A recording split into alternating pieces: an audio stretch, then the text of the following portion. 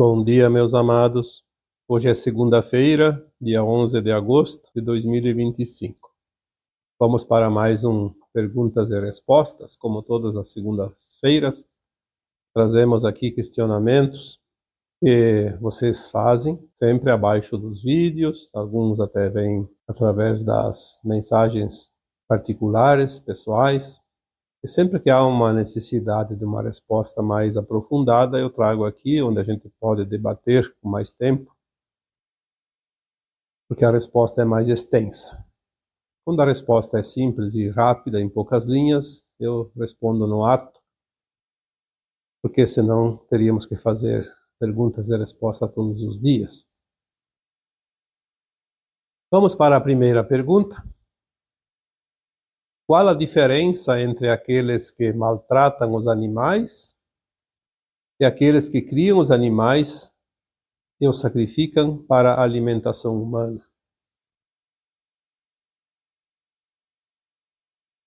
Há ainda muita polêmica sobre isso, porque nós estamos no final de um ciclo e é óbvio que as consciências começam a entender, se expandir, e as consciências humanas desenvolveram ao longo dos milênios a compaixão, inclusive pela criação divina, além dos humanos, principalmente os animais. Alguns milênios, alguns séculos, praticamente ninguém se importava com isso, porque o importante era a sobrevivência. O ser humano foi se desenvolvendo em condições muito restritas, e na maioria das vezes a sobrevivência era a preocupação maior. Estamos agora chegando a um ponto da nossa consciência onde o amor incondicional, a compaixão e o respeito precisam ser desenvolvidos. E é óbvio que nós começamos a sentir este sentimento de consciência elevada. Os animais, eles nos ensinam a amar, porque muitas pessoas ainda mantêm e alimentam ódio, raiva, aversão a outros ou alguns seres humanos. Os animais, por serem dóceis e não nos causar problemas, fica mais fácil aprender o amor incondicional. Mas é preciso que se entenda que a alma só vai para a nova terra quando ela tiver o conjunto formado. Esse mesmo sentimento amoroso, compassivo e respeitoso que alguém sente pelos animais tem que ser sentido também pelas próprias pessoas, por mais que elas sejam maldosas, e também pelos vegetais, pela natureza, por toda a criação. Somos parte da consciência do todo, e no todo se inclui, inclusive, as consciências do reino animal, vegetal, elemental, mineral, natural. Porque não há separação. É um conjunto da obra do Criador maior, que chamamos de fonte ou de Deus. Sabemos que a cadeia alimentar foi criada dentro daquilo que era necessário para manter a vida neste planeta. Os humanos precisaram se alimentar da caça e da pesca por muito tempo, principalmente nos tempos mais primitivos. Os animais precisavam se alimentar de outros animais, de outras espécies, vegetais também. As próprias plantas se alimentam de nutrientes que a própria terra fornece, o ar, a água, a matéria em decomposição que cria o humus, que alimenta o solo para que as raízes das plantas possam absorver os nutrientes necessários. Os próprios eventos naturais, como a chuva, por exemplo, depende das circunstâncias, da umidade reinante, dos ventos, a evaporação da água que se transforma depois em chuva novamente e abastece na corrente natural, abastece a própria água que verte da terra. O plano divino é tão perfeito que não cabe aqui nenhuma discussão. O plano divino ele foi elaborado para que se cumprisse uma etapa, e cumprida esta etapa, vamos seguir para um novo tempo. Uma nova terra. Uma dimensão de consciência mais elevada, onde não haverá mais a necessidade do alimento retirado da natureza de uma forma ou de outra, de qualquer reino que seja. Porque nós vamos ter a capacidade da transformação da luz em alimentos, em nutrientes, em coisas materiais, inclusive. Quantas vezes já falamos aqui que, findada a transição que está próxima, a nossa consciência se expandirá ao ponto de nós produzirmos tudo o que precisamos através da energia taquiônica, que é a primeira forma de materialização da luz em matéria. Tudo o que existe aqui no planeta é materialização da luz. Toda a matéria aqui desse planeta advém dessa materialização da luz, através desse processo taquiônico, dos táquions. A luz cria um vegetal, a energia que produz uma variedade nova. Ou será que alguém trouxe uma muda de qualquer vegetal lá de um outro planeta? Pode ter vindo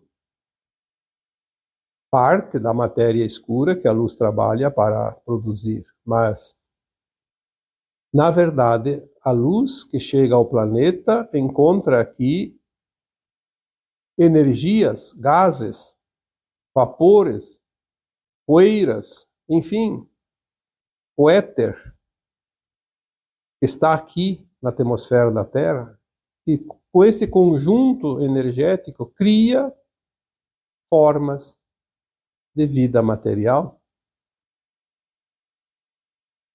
Então a luz cria, através da circunstância, um vegetal novo, um animal novo, uma raça, uma espécie. E vai alimentando, e vai desenvolvendo, e vai se reproduzindo, e vai recriando, e vai povoando o planeta. Os próprios corpos físicos humanos foram criados dessa forma, através da evolução dos tempos, onde a energia vai se transformando através da incidência maior ou menor da frequência da luz que chega, para alimentar a humanidade que aqui está na Terra, que, segundo algumas orientações que nos são passadas, demanda em torno de 1.500.000 anos. Tudo foi estudado e preparado antes da criação do planeta.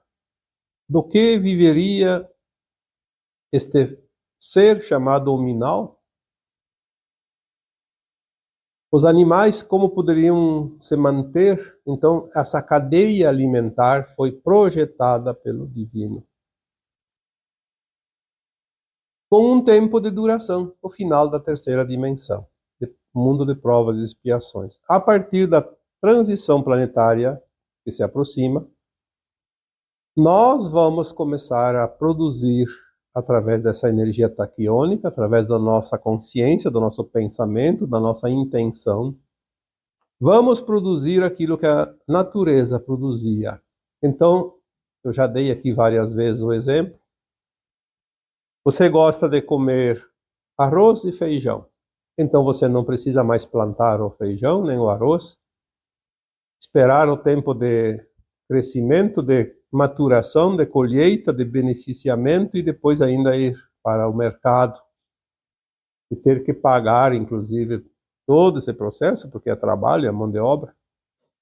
e é assim que funcionou o nosso mundo até aqui, você vai simplesmente materializar aquela luz líquida em matéria através dos táquions. Você intenciona e o arroz e o feijão vão estar no prato, cozido inclusive, com o tempero que você quiser, o teu gosto. Assim será também a carne, a proteína. Não é mais preciso materializar o animal através do processo conhecido para abatê-lo depois. Nós vamos comer a carne, se é o desejo, através da materialização sem sacrificar um animal. Nós não vamos ter que criar um animal e depois sacrificá-lo. Então esse pedaço de carne que você vai comer no teu prato não é um animal sacrificado, é energia que você criou. E assim você vai produzir qualquer tipo de coisa, inclusive utensílios, vestimentas.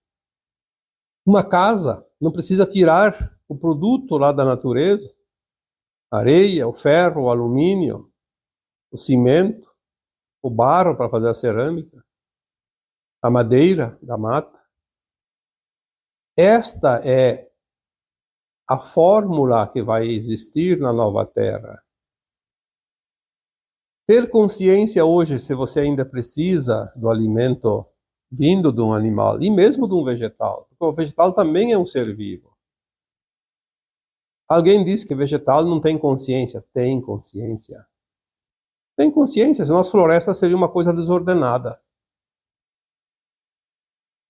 Completamente sem controle. Tudo na natureza tem consciência.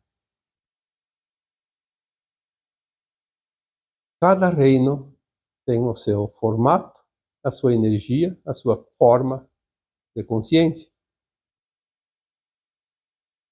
Ter a consciência que ainda é preciso, porque se fosse interrompido hoje o fornecimento de carnes, por exemplo, não vamos nem falar dos vegetais, porque tudo é vida. Mas da carne, já que foi feita a pergunta, a humanidade, boa parte dela, morreria de fome. Não há alimentos ainda. Vai ter mais adiante. É um processo, tem que finalizar o tempo, o processo. Está no plano divino isso, não sou eu que estou dizendo. Eu aqui não defendo causa, eu aqui tenho o compromisso de orientar cada um, faça a sua análise e forme a sua opinião, independente da dos outros. Não há razão para discussões, para contendas, para embates. Tem que ter a consciência, você precisa comer, você não pode abandonar, então agradeça aquela consciência que se propõe estar aqui na Terra e se propôs lá antes da criação, vir aqui auxiliar. Está, inclusive, na Gênesis, os animais foram criados para fazer companhia aos homens, servir dentro de cada raça, de cada espécie, para a cadeia alimentar, inclusive, dos humanos e dos próprios animais, e para ensinar os humanos a amar incondicionalmente.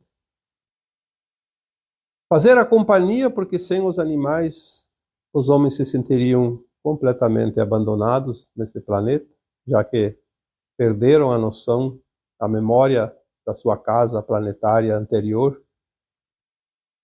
Se não tivessem os vegetais, a Terra seria um planeta árido, sem vida aparente. Então a perfeição do plano divino não se discute. Mas aqui a pergunta diz, qual é a diferença entre aqueles que se alimentam e aqueles que maltratam os animais? Bom, aí maltratar animais simplesmente pelo prazer de maltratar, ou pela ignorância de que ali existe uma consciência, uma vida, uma parte da nossa própria consciência, do todo um, é a alma que ainda está presa ao seu primitivismo, não evoluiu, provavelmente não vai estar pronta para a ascensão agora. Precisa ainda de muitas lições, de muito aprendizado. E provavelmente, como é uma alma que ainda se compraz em causar dor, vai ainda passar por muita dor, porque a lapidação da alma se dá muitas vezes, ou quase sempre, através da dor. Então vamos dizer que é preciso apenas entender, mas acima de tudo, ser consciência elevada. O porquê das coisas, o porquê de cada situação, o porquê estamos aqui, o porquê o aprendizado, o porquê o mundo passa por uma transformação e uma evolução, e agora numa transição.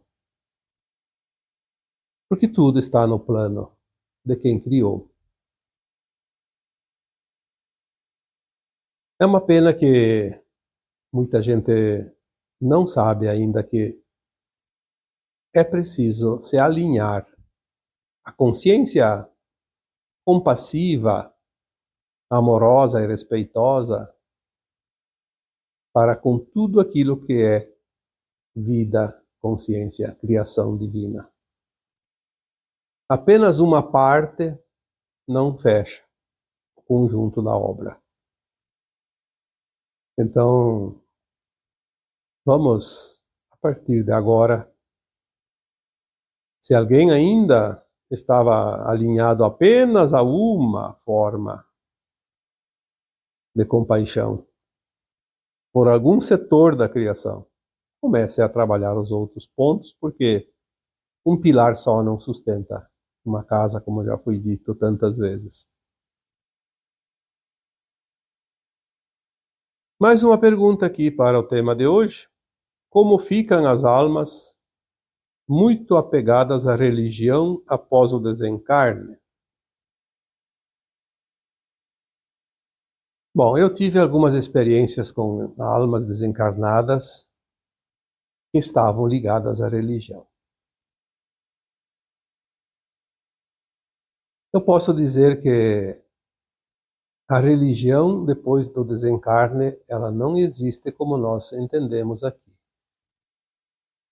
Quando a alma desencarna, ela vai ver que não há separação nenhuma por causa das crenças. Muitas vezes uma alma muito apegada à igreja, vamos dar um exemplo aqui, a Igreja Católica. Tem um exemplo bem típico. Um padre, depois de desencarnar, apareceu numa sessão espírita e disse que estava sofrendo, na linguagem dele, no inferno. Na verdade era umbral baixo, porque o padre, seguindo os dogmas da Igreja Católica, pregou a vida inteira que após a morte é o céu ou o inferno eterno. E ao desencarnar, ele, pela frequência dele, porque pregar e não praticar não serve para nada.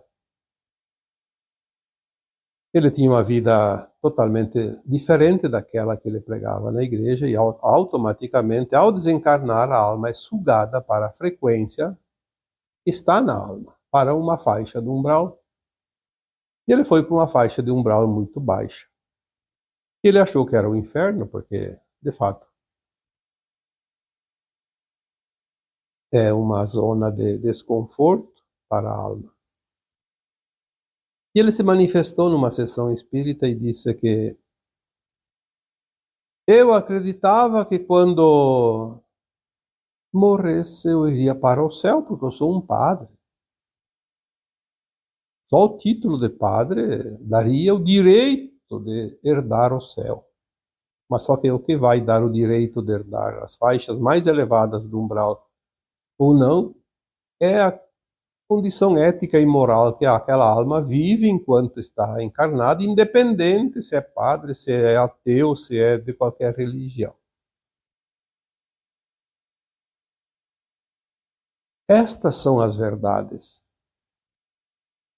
Narrativas, crenças, dogmas não servem para nada. Não adianta. No além-túmulo as coisas se organizam como tem que ser. Outro exemplo muito claro eu já contei antigamente, não sei quanto tempo faz, alguns anos atrás.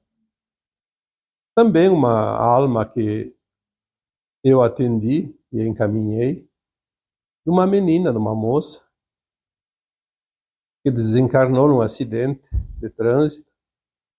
Ela era evangélica.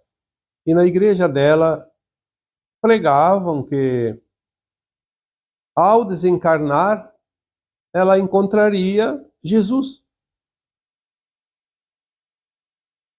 Então, quando ela se manifestou, ela disse: eu estou perdida, eu estou na completa escuridão, porque me disseram a vida toda, todo o tempo que eu frequentei a igreja, que ao desencarnar eu encontraria Jesus. E quando eu desencarnei, eu não encontrei Jesus. Procurei e não encontrei. E o que eu encontrei foi uma escuridão completa. Então ela pediu ajuda. E ao orientar essa alma, obviamente, cada um faz do seu jeito, eu fiz do meu jeito, como eu sempre faço. Expliquei a ela que ela não viu Jesus porque não é hora de ver Jesus ao desencarnar.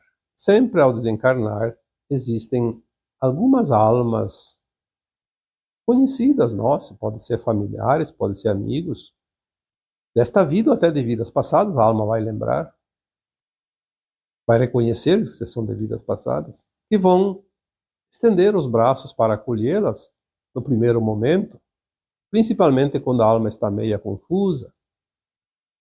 Como ela ficou com a ideia fixa, com a crença limitante, com a crença limitada a uma só situação.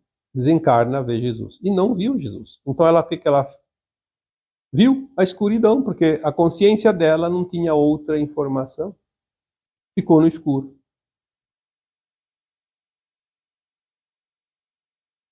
Quando orientamos uma alma assim, ela se esclarece, então ela é acolhida. É a chance, a segunda chance. A primeira perdeu, mas a segunda.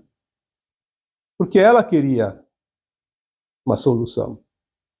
Ela buscou ajuda. Ao contrário de muitas almas que se comprazem na situação que está e não querem saber de ajuda, e ainda ficam perturbando outras almas desencarnadas ou encarnadas.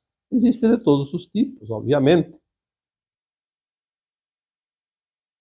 Mas aqui, respondendo à pergunta, como a religião é bastante complicada, porque ela cria uma crença realmente que limita, ela cria um quadrado e muitas vezes aquela alma encarnada não se permite olhar além dessas paredes. Não vou dizer que as religiões estão equivocadas, não, pelo contrário. As religiões, elas são boas até que a pessoa entende aquilo que aquela religião se propõe, mas que a alma se permite a algo além. Nós não podemos nos limitar. Já viemos para um planeta de limitação. Se nós colocarmos mais limites, nós não vamos a lugar nenhum, ficamos presos a um dogma. Podemos ser, sim, frequentadores de uma igreja, de uma religião qualquer, praticantes, seguidores, mas sempre com a consciência aberta para expandir além daquilo. Então nós vamos aproveitar. É como fazer um curso. Qualquer curso que você vá fazer, se você não se permite as possibilidades além daquilo, você vai ficar preso naquela situação, vai ficar engessado. Não vai além. Então não é a religião que prende, é aquele que frequenta, que pratica aquela religião, que se propõe a ficar limitado, não aceita sair daquele quadrado, daquela caixinha, como se diz. Uma vez um professor de um curso que eu estava fazendo disse a seguinte frase: nós somos como um pássaro que tem asas para voar. Nós somos colocados nesse quadrado, entre quatro paredes, ainda pequenos. E as asas vão crescendo. Vamos entender aqui as asas como a consciência, né? Temos a consciência limitada e vamos expandindo. Então esse pássaro começa a aumentar as suas asas. Chega um ponto que as asas começam a bater nas paredes. É quando a nossa consciência atinge o seu grau máximo dentro de uma certa circunstância, como, por exemplo, uma religião. Neste momento que as asas batem na parede, você sempre tem duas opções. Ou você se ergue e sai para buscar um espaço maior, onde as tuas asas possam bater livremente. Então, resumindo, ou você voa, ou você corta as pontas das asas para ficar naquele quadrado, caber naquele quadradinho. E é verdade, a nossa consciência ela tem essa característica. Ou você amplia e voa, busca mundos e coisas além daquilo que você tem até ali, ou você opta por cortar as asas e ficar naquilo. É a zona de conforto. Não busca nenhuma alternativa. Então nós vamos precisar entender uma coisa. Após o desencarne, cada alma, independente, aqui falou da religião, após o desencarne, todas as almas seguem uma frequência que já está dentro dela. Não há outra forma, porque a alma é a nossa essência, não é o corpo que vai. O corpo vai para o caixão ou para a cremação. A alma é imortal. Nos primeiros momentos após o desencarne, ela vai seguir aquilo que ela é como personagem da última encarnação que ela acaba de deixar, o que ela viveu ali. Obviamente, depois de um tempinho, ela começa a acoplar aquela última encarnação, esse último personagem, aos personagens das outras encarnações, e ela se torna aquilo que ela é na soma das encarnações. Então ela começa ali a lembrar das vidas passadas também, anteriores, e aí ela faz a sua autoanálise, a autoavaliação de todas as suas experiências para ver como ela está evoluindo, porque ela está na quarta dimensão, numa consciência mais elevada. Lembrando que a alma é a nossa consciência também. Então ela começa também, depois de um tempo, elaborar uma nova encarnação, um novo plano encarnatório. E aquilo que nós já falamos aqui tantas vezes. Nós vamos, cada dia agora, compreender melhor as coisas. Veja que há uns anos atrás, tudo isso parecia uma ficção. Não era uma coisa tão normal como parece hoje. Hoje você fala de desencarne, de reencarne, de a vida após a morte, no além-túmulo, os processos da alma, uma naturalidade que há pouco tempo parecia tudo fora de propósito. Não é preciso ser santo, mas é preciso compreender a vida, viver a vida, aprender. Aprender com os acertos e com os erros, porque as experiências que nós fazemos durante uma encarnação,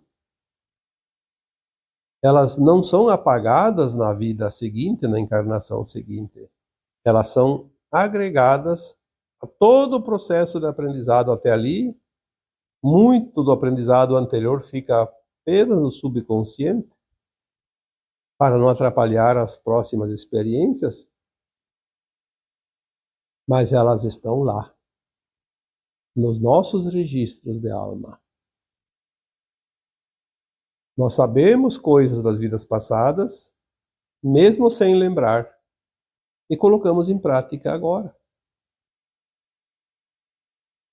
Por exemplo, não fazer certas coisas que não são éticas, ou então fazer coisas que não são éticas porque a experiência não foi bem assimilada ou não foi ainda experimentada.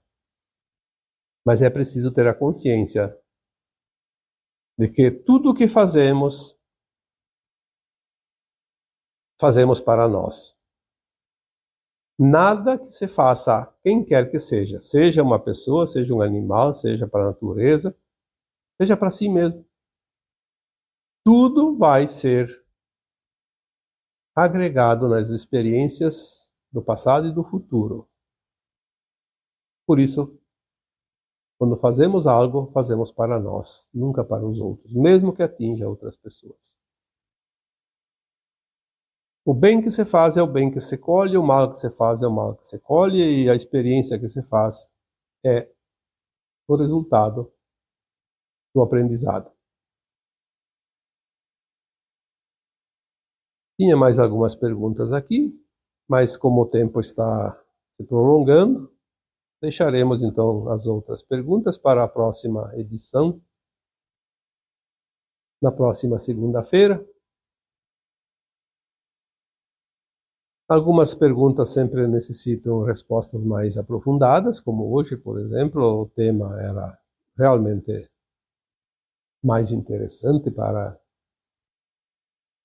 colocar aqui um pouquinho, não somente das dúvidas das pessoas que aqui colocaram as perguntas, mas também de qualquer um de vocês que ainda pudesse ter a necessidade de entender algumas coisas relacionadas aos temas aqui abordados.